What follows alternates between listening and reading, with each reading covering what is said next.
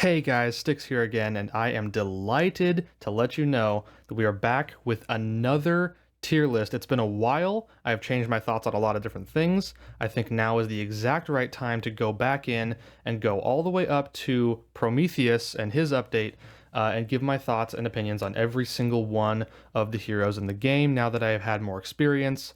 And feel free to roast me in the comments some more. I know it's happened before, but yeah, let's see how this goes. So we're going to start off by going through the tiers. We have S, A, B, C, and D. Pretty standard.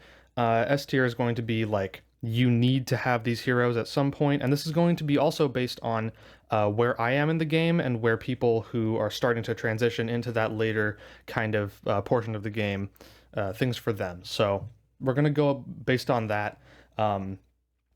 And yeah, I guess we're just gonna get started. We're gonna start off with Aladdin. Now, I don't have much experience with Aladdin. I'll say that for sure. I can say that as a support, he seems to be lacking a little bit behind some of the other supports in the game who are just better in a lot of ways. I think his summon can definitely be helpful in drawing some aggro away from the rest of the team, but I don't think it really puts him above many of the other supports in the game. For that reason, I'm probably going to put him in C tier, at least for now. He might prove himself later in the game, I'm not sure, but for right now, from what I understand and from what I can see, I think he deserves a C. Now, Amaterasu, S tier, no question. Before, I think I put her in A or B. She is bonkers. She's just insane. And with the new, I say new, it's semi-new, with the weapon system overhaul, she gets even more abilities for being at level 500 and 600 on her iconic weapon, and that makes her even stronger. Like, I have her at 500 right now. She ignores the percentage for reflection. I have died to her being the last one on the enemy team, like, so many times. She is the meta. For defensive teams and even for offensive teams in a lot of cases. She's just insane. So highly recommend going for her right now. I'm actually going for her myself. So if you have that opportunity, I would highly recommend it. Now Anubis, he's a tank. You know, he has a lot of summons. They can again draw aggro from the enemy, just like Aladdin. But in his case, there are a lot of them, and they can respawn pretty consistently. He gives himself extra HP, but he doesn't give any team buffs. He really does not help the team almost at all. I mean, he has a little bit of damage, a little bit of, crowd control. He can put the summons behind enemies, but I think right now, and this might be a bit of a hot take, I'm going to put him in B. I haven't seen him do as well as anyone would really want him to do in most content. And I think there are just better options for a lot of game modes than Anubis. And so I think B is a solid place for him right now. Apollo, I'm going to put in A tier. He's just a really good fighter. He has a lot of shields, and by a lot of shields, I mean once he gets started going, if you don't kill him fast enough, he can kind of just run away with the game as long as he has one, maybe two teammates backing him up. And his damage is good at least good. And so I definitely think he deserves the A rating. Just being solid all around. Really good survivability, good damage, just kind of good overall. Archimedes is another one of those S tier DPS. No. Nope, I lied. He's probably in A tier, but above Apollo for sure. The reason I say it in A tier as opposed to S tier is I know he has the team composition that puts him, through the stratosphere with his damage. You can just like one tap your entire team with one ultimate. I understand. And he's really, really good for bosses and things like that. I get that. He's a really, really good DPS, but he's very squishy. If he is like opposite of Susano, he's just going to die. Like, no question about it. And if he takes enough damage and he dies, he's usually the only DPS on the team that he's in because the entire team is designed to support him. So those teams are really fragile if you have even a single assassin.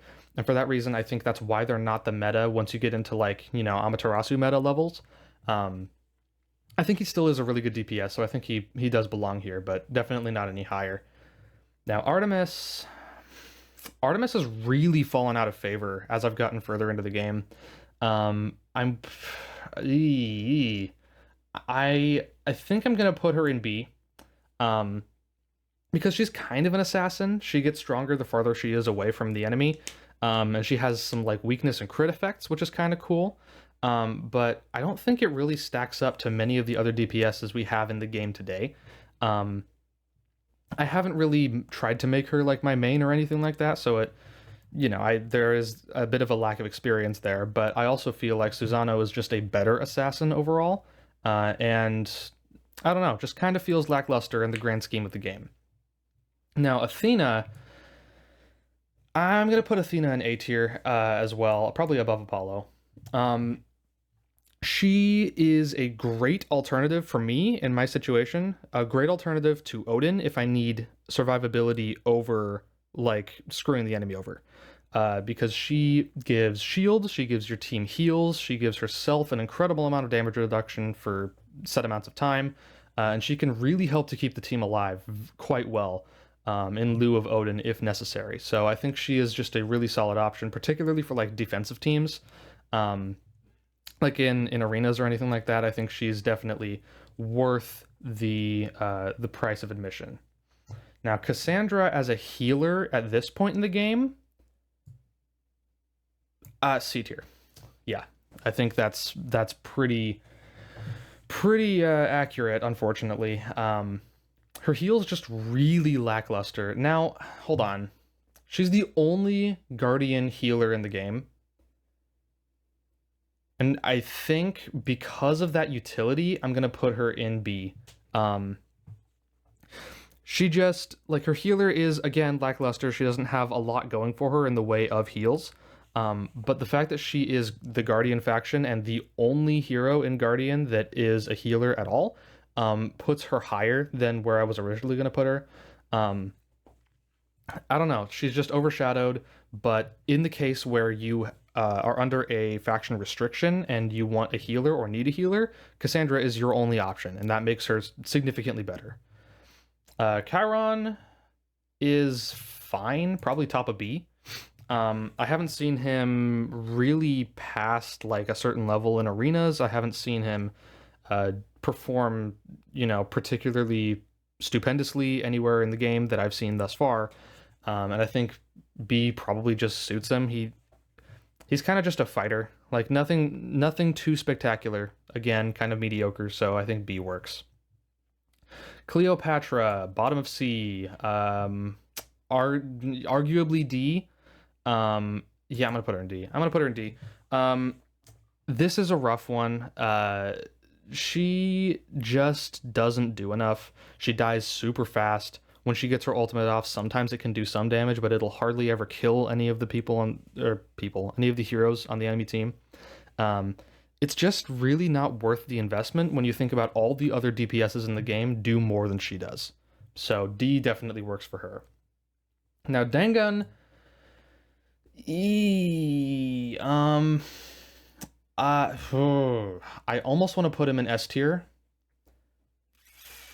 but I don't think I'm going. At this point in the game, I think he does belong in S tier. He just has a swath of different buffs and abilities to give your entire team. And while they are a little bit more random than I usually like in a team, it's shocking the amount that he can provide to a team. So like when he's on a team with Amaterasu and they're both fully maxed up, not only will they both survive for like a good while, but he gives a whole lot of buffs, a whole lot of survivability, and some heals as well. So just overall as a support, he kind of just works. And in that team, it's just rock solid with these two in the same team. Absolutely. If you want to go for full meta, I think he's worth the investment, which is something I didn't think of beforehand. Dionysus is in a very special spot. So he's basically completely useless outside of very specific PvE game modes. His ultimate can slow down enemies, and in like the Sinful Abyss, the new-ish game mode, and then also in Chimera in the Soul Seal section, he performs spectacularly. But outside of that, it's really tough. I'm gonna put him at the bottom of B just because he is so good for those specific game modes. But other than that, I would not recommend running him in almost any team otherwise. So I think that is a good spot for him as well. Now Faust, um, I'm gonna. Oh, this is rough. There's just so many heroes now. I'm gonna put him at the top of B tier. I thought he was significantly better than he was, so he's really just a suicide bomber. Um, and I guess you can run him to make him more resistant to that damage to try to survive longer, try to get more ultimates off, and that's all well and good. Um, but honestly, like his damage is it's fine. I know it does it based on his, max HP, how much health he lost in the explosion, all that kind of stuff. He just is really outperformed by multiple other DPSs, and again, that's kind of the reason why. And it's funny too, because he is a support class hero, which is interesting. And that does put him in an interesting utility section as well, where you can still run him in like Void Pantheon if you're locked out of fighter, right? So he is a good DPS in that specific scenario as well. He has more utility than Dionysus and definitely more damage, so I think I'm going to put him here. Flora is like really similar to Zeus, and Zeus is pretty rough right now. I'm going to put Flora at like C tier above Aladdin. Because her ultimate can definitely do damage. Her other active skill that bounces between enemies can do also some damage. Her stats, like by themselves, like the amount of damage she does percentage-wise, seems really good, but in practice, it's nothing to really to write home about. And so I think C is good for where she is.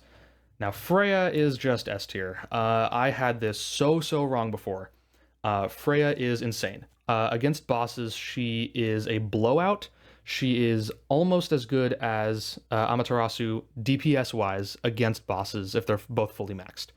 And she's only an SSR, whereas Amaterasu is a UR and designed for bosses. So that should tell you something about her damage output. It's just simply stupendous, specifically for bosses.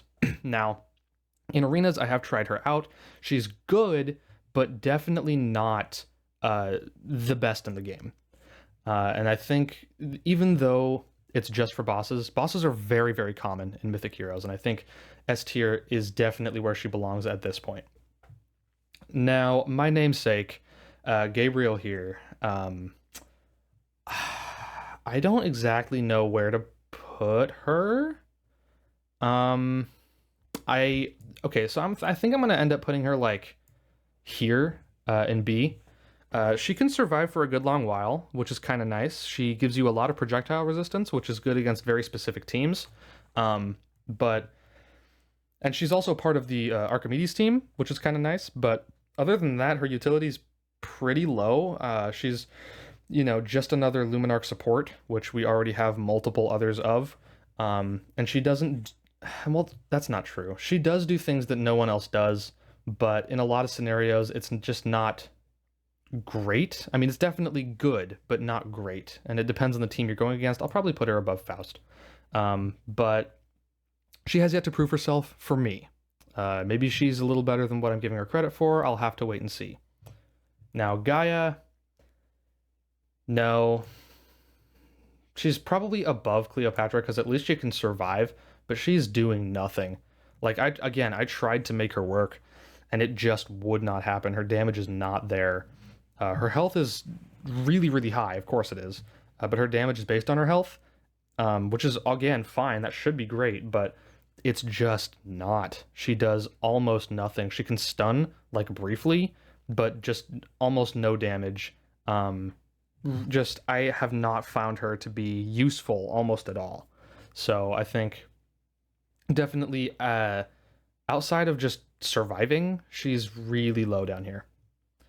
Now, G and M. Everyone keeps asking where G and M is in the comments. I think I'm going to put them top of B, probably. I think that's probably good. They're a mage DPS, They have their ultimate that they can release twice, which is kind of nice, and in an AoE situation, that's kind of cool. I used them in Arena for a long time, and then I realized that their damage was kind of lacking, even after the buff. And I found that other DPSs just kind of took over. Not to say that they're bad. They're definitely at least decent in what they do, and they are actually pretty good for bosses now that they have that energy being converted into health and then into attack speed kind of thing that they can do. But overall, kind of just overshadowed yet again. And in arenas, they were just not eating through the enemy's health like I wanted them to, so I had to kick them out. And for that reason, I think B is probably good for them. Hades, I'll put at the bottom of A tier probably. His summon's really nice. He survives for a good long while. And if any of your heroes get an enemy hero down to a low enough HP, it's kind of just over for them. If you can wipe out any one of their squad, then you're suddenly in a 5v4 and you have a significantly higher chance to win already. So I think the fact that he can assassinate enemy heroes, and then he also has the Hell Dog that deals good amount of damage. He does a decent amount of damage. I think overall just puts him in a pretty good spot for PvP and some PvE, depending on what you're doing, what you need, stuff like that. Now, Hela is really good. I'm probably going to put her like here, above Athena. So again, she is the only Shadow Arc healer in the game. And that already gives her a bunch of utility, which is the reason why Cassandra's up in B tier. But Hela does more. So she does have like little healing pills she can give to allies, but she also balances out their HP. So if one of them is about to die, she pops her ultimate. Suddenly they're all on the exact same HP, and it's higher than it was before, which can be super helpful in keeping you alive. And that totem lasts for a while, which is really nice. So, but the biggest thing that makes her as good as she is the lifesteal buff. She gives all of your allies a significant lifesteal buff in some of her abilities, and that plus the fact that she keeps them alive makes her really, really good, on top of the fact that she's a Shadow Arc healer. So I think she definitely deserves the spot up here in A. Hercules, no. Please don't do it, guys. It's a trap. He is listed as a tank. He hardly tanks. He takes some damage. That's fine. He doesn't do any damage. So I would not recommend going really anywhere with him. He doesn't do enough, and you'll realize that pretty quickly if you try to build him. So Idun as a healer, she's really fallen out of favor for me. I'm gonna probably put her above Athena, but not above Hela. So this is kind of crazy, I know. She's one of two like dedicated healers in the Verdian faction in the game. And what she does is she does healing based on attack, and then also gives your team energy as well, which is really nice if you're trying to, like, you know, hit your ultimate as fast as possible. It's like a turbo squad. That's really cool, all well and good. But in comparison to the other healer that I'll get to in a moment, she does nowhere near as many heals. And when you're trying to stay alive, that is the part that matters.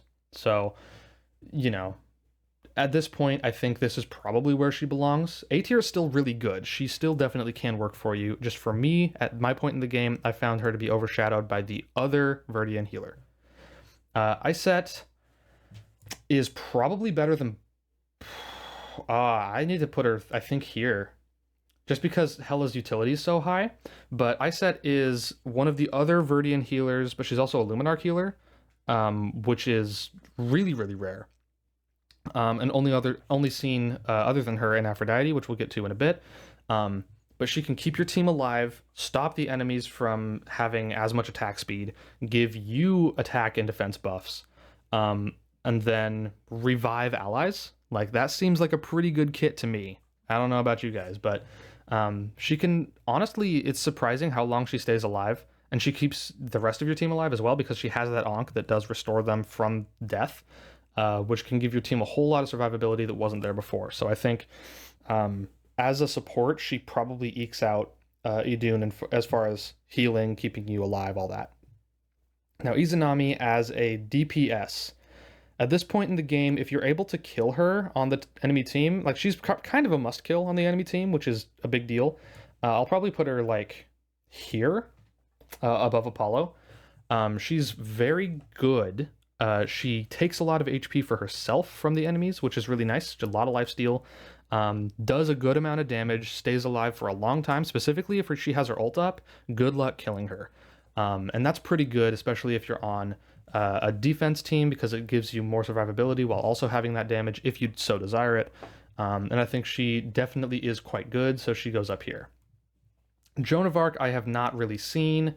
I think she really should be higher up, but I think for right now, like top of C is probably where she goes. She gives some buffs. She has invincibility for certain sections of your team, which is really nice, but again, there are other supports that just do what she does, but better. Not necessarily in the Guardian faction, and I think actually for that scenario, she is probably one of the best Guardian supports, but you also have Cassandra to contest with. And so I think in that case, she's a little bit lower than Cassandra because she just doesn't offer the same kind of healing as Cassandra does. Now, Leonidas, I don't really know where to put him. I got to admit, I think probably somewhere in B is going to be good, like toward the top of B. And the reason for that is he's a tank. He survives for a decent amount of time. Like if you're looking at a tank and you're like, you want them to survive as long as humanly possible. So he does his tank job well enough. It's definitely not the best in the game. And then his damage is also good. But his stun is where he really shines. He can stun the entire enemy team, and then that can let you swoop in for a kill. It's pretty rare that that happens as perfectly as you want it to go. But when it does, you kind of just win, which is really nice. And yeah, I think B is a solid place for him. Now, Lilith. Where do I put Lilith? I think I'm going to put her like here, above GNM. She's definitely easier to kill than GNM, but she also has much more damage.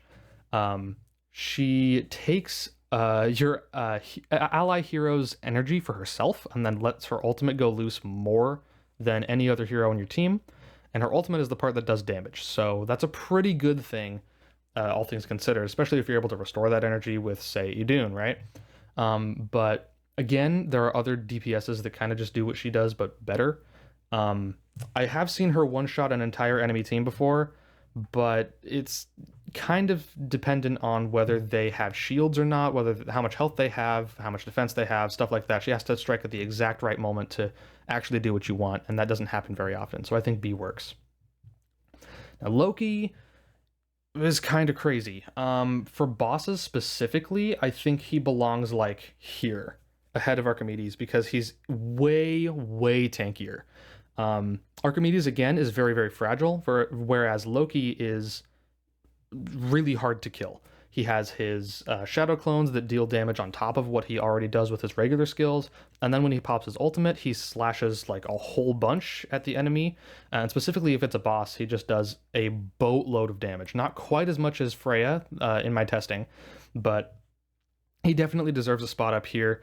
The only reason I wouldn't put him in S is because, again, the damage is a little lower than Freya, and also sometimes he'll leave an enemy on almost no HP, and then he'll teleport away via his ultimate, and so he will not kill them, and then they'll have a chance to heal up. So it's kind of a crapshoot whether he works that way or not. So I think A is correct for him. So Lu Bu, kind of just a worse Susano. I want to put him in like B above Faust, I think is correct. He does technically more damage than Susano does, but he doesn't have that same teleport ability at the beginning, and he doesn't have the active that both stuns and deals extra damage with the slashes and makes him invulnerable, stuff like that Susano does. And so because he's literally just kind of a carbon copy, but different, kind of worse, even though he has enormous self buffs, I think Susano just ekes him out in most situations at this point in the game. So I think B works. Now Lucifer, B. I'm not gonna say anything else about this. He's probably above both of these guys, but definitely not any higher. He is my main DPS, if you didn't know. He's carried me through the game for like a good long while. I have his really special event exclusive skin I spent way too much on. And he has worked for me for a long time, but I'm starting to really see his limitations as I've tried to make him better over time. Like this Amaterasu team and this Archimedes team even sometimes, just shred through him. He has a lot of dodge, a lot of life steal. He can stun a lot, but I think in the grand scheme of the game as it sits today, he probably goes in B. Now, TNM really fell off, really unfortunately. I think she belongs probably like here, um, just slightly below Lilith. She has her teleport, which can keep her alive for like a long time, which is really, really nice. If you're on a defensive team and you're trying to make it so your opponent can't kill you in time. And she does a good amount of damage, but once you actually do hit her enough, she goes down pretty quick. And if you stun her, she's basically just gone. Like if you hit her with a stun of any sort, she will just almost instantly die. So I think B is where she goes for that fragility because stun is so common in this game. But I think if she had an invulnerability to stun or something that could help with that, I think she would go up higher. Now Marduk, where do I want to put Marduk? On defensive teams, he's probably top of A. I don't want to put him in S tier because I don't think he really goes there, but dang is he close. He's definitely going to sit at the top, very, very top of A tier. When actually, hold on, with the new weapon system, I think he is up here. With the weapon overhaul, it made it so that when he hits IW 500, it only requires 2 casualties to occur on the battlefield before he'll reach his warlord form. And his warlord form is what you want because it increases his dodge by like 40%, and has one of his active skills going all the time and buffs himself so much it makes him almost impossible to kill. Especially if you can turbo out his ultimate even more, he can actually do damage and sometimes kill. So I think on defensive teams, he is still really, really good. And I think he does belong up here. Medusa has a lot of versatility. I'm going to put her probably not quite there. Probably here, just above Idun. She can freeze the entire enemy team and increase their damage taken for, I think, 5 seconds. And in specific situations, that is enormous. That can turn the tide of the battle. She doesn't do a lot of damage in herself, but she doesn't need to. She functions much more like a support than anything. And I think that is kind of just the right way to play her. Like, instead of replacing one of your DPS, try to replace one of your supports, and I think you'll see a lot of success in certain scenarios. I can't list those off right now because I'm not entirely sure what they would be without looking at them myself, but I think A, right here in the middle of A, is a good spot for her. Now, Nagakanya is probably right next to Loki at the top of A. She's the best healer in the game. She just is. No questions. She does healing based on percentage of ally health, and then she also overheals into shields. So she keeps your team alive for a long time, and especially if you have some other way of giving her extra energy, she can pop her ultimate multiple times, which means your team will probably never die. Especially in PvE, she shines so much. So I think if you're trying to go for extra consistency, extra survivability, she is the right pick, absolutely.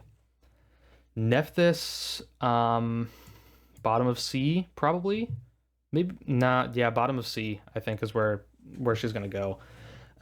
This is a rough one. I know she's a fan favorite, but man, she just does not keep up at all. I have not seen her in any PvP teams. I have not seen anybody using her in PvE and having any sort of success. From what I've seen, her damage is kind of just low, and in comparison to Izanami, just does not work as well. They're pretty comparable in like what their skills do, but Izanami's are just better, like just better. Now, Nua is probably up here in A and probably slightly above Archimedes. Her buffs are insane. They are class dependent, and so they will give your tanks extra defense, your fighters extra attack, and so on. And not only is that just really good in general, but she also gives passives to your entire team based on the types of the heroes in your squad. So she gives very specified buffs for your team, which is really nice. And then she can also remove enemy heroes for, an amount at a time in a battle. And that can do a lot. Because I don't know if you've used the what is it? The flower, the something nether flower, yeah, in the Pantheon that removes an enemy hero for 10 seconds at the beginning of the battle. It's really, really, really good for those fights leading up to the final boss in Chronos. So the fact that she has that in one of her actives is really, really good. Now Oberon, Verdian DPS, I don't know, probably here. Um, he's really just not spectacular. He does fine. He does good damage. But I don't know. He just kind of falls to the wayside when you consider every other hero in the game and the state that it's currently in. He just doesn't really do enough in a lot of situations. So B, I think, is where he resides.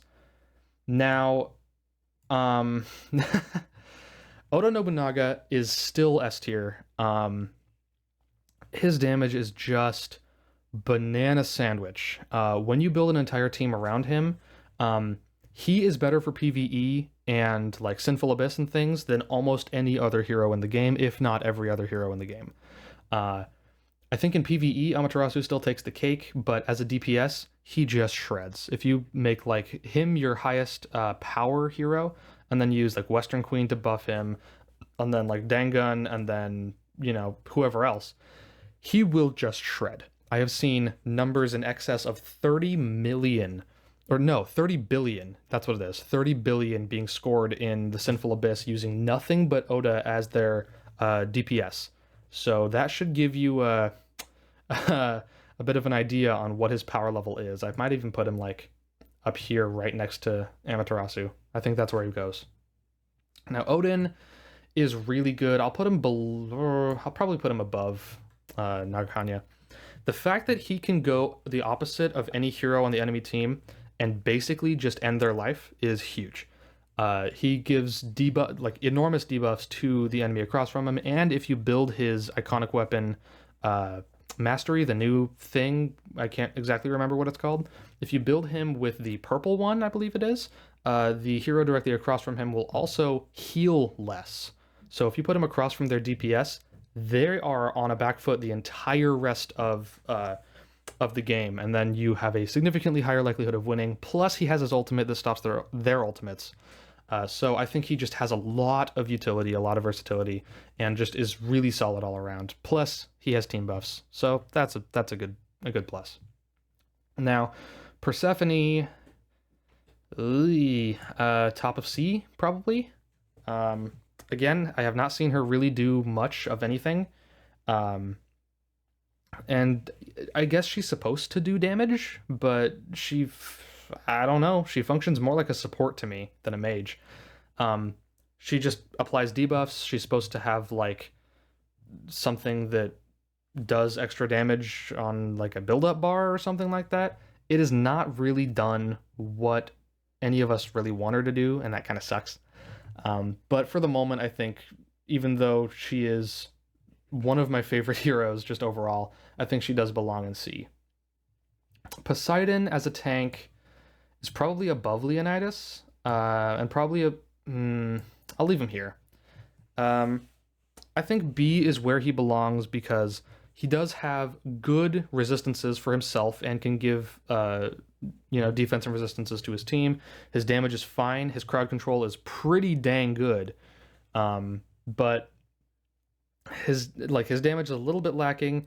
He doesn't survive quite as long as some of the other tanks on this list, and he's kind of just meh. And once you get into like this level here, it kind of just makes sense that he'd fall by the wayside, but he's still good. If you want to build him, you certainly can. He will do something for you. Susano, somewhere in A tier, probably like here, right below Odin. He's just the best assassin in the game, no question. He teleports to the enemy across, stuns them, can almost kill them as immediately upon entering the battle. If you put him across from like a support that's really easy to kill, he'll just kill them and move on to the next, and then you're already at an advantage. So he's just huge. However, if he's on a defensive team in like PvP, and you want to counter him, just put your beefiest tank directly across from him, and that will easily keep him at bay, hopefully.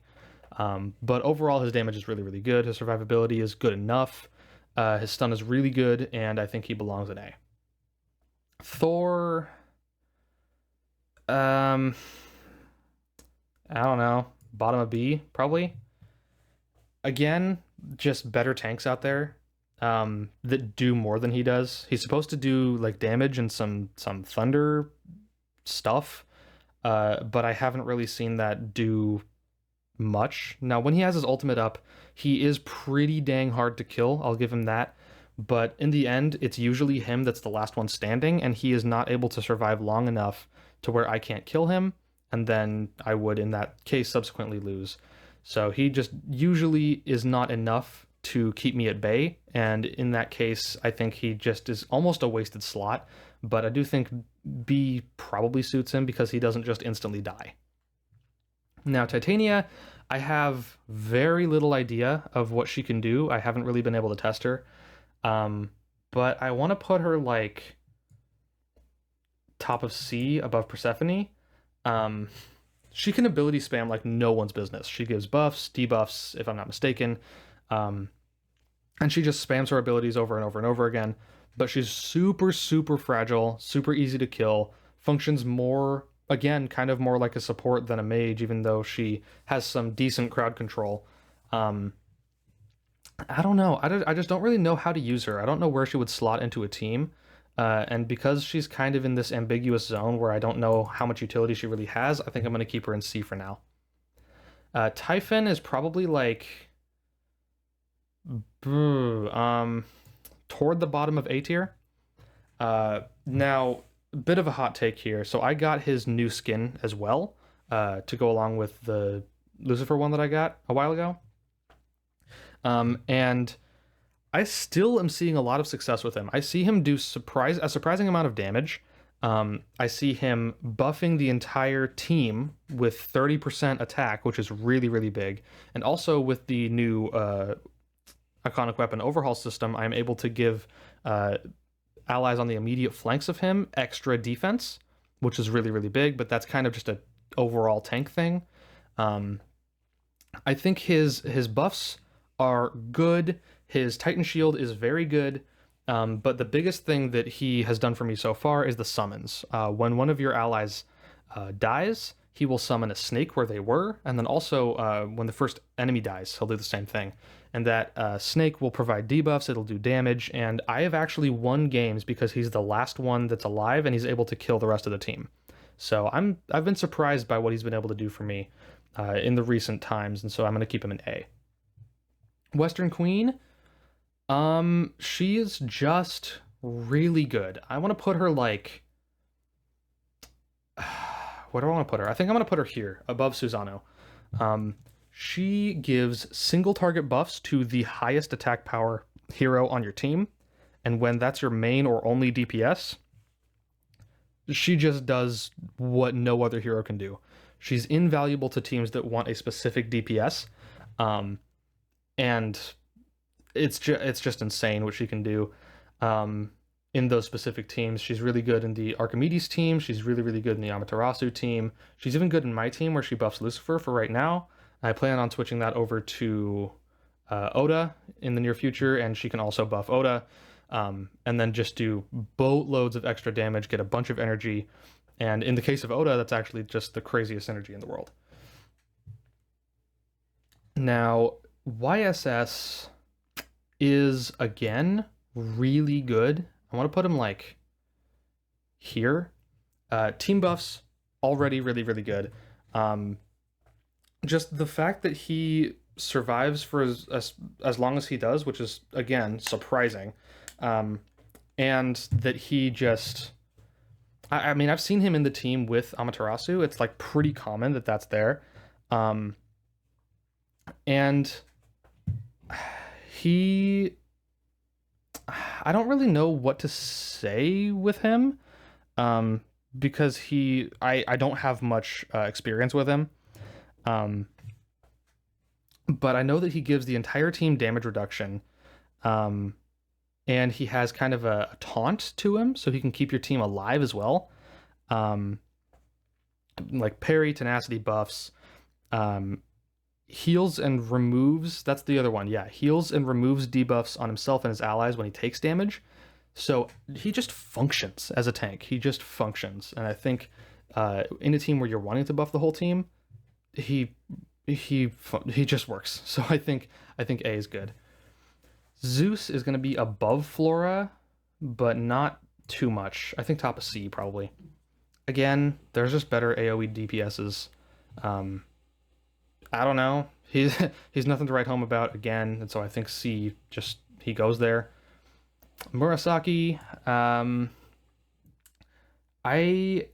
she hasn't really proven herself yet. I'm gonna put her like here. Um, Baseline, the percentages on her damage seem unbelievable, like just incredible. Um, but in practice, again, she usually does not do that much damage. She's often interrupted in the middle of her ultimate, and then even though she gets the energy back, she's often interrupted again and again. It's difficult to make her work. I think if she does work, she can be quite good, but definitely not to the tier as these guys. And because she takes so much work for even less than what they do, I think she does belong at the bottom of B. Morrigan, I'm gonna put her like, I want to put her top of A, almost S. I think is where she goes. Um, she is crazy on paper. On paper, she is probably one of the strongest heroes in the game, just no question. She stops enemy heals of any sort. She provides really, really good debuffs for the entire enemy team. She heals herself and her allies when she's about to die. And then she comes back down and she buffs the team. Like, for real? Why would you put that much text on a single hero? Yeah, I think she's just really good. And that's the other part. I forgot about that. Um, she revives your team as well. Um,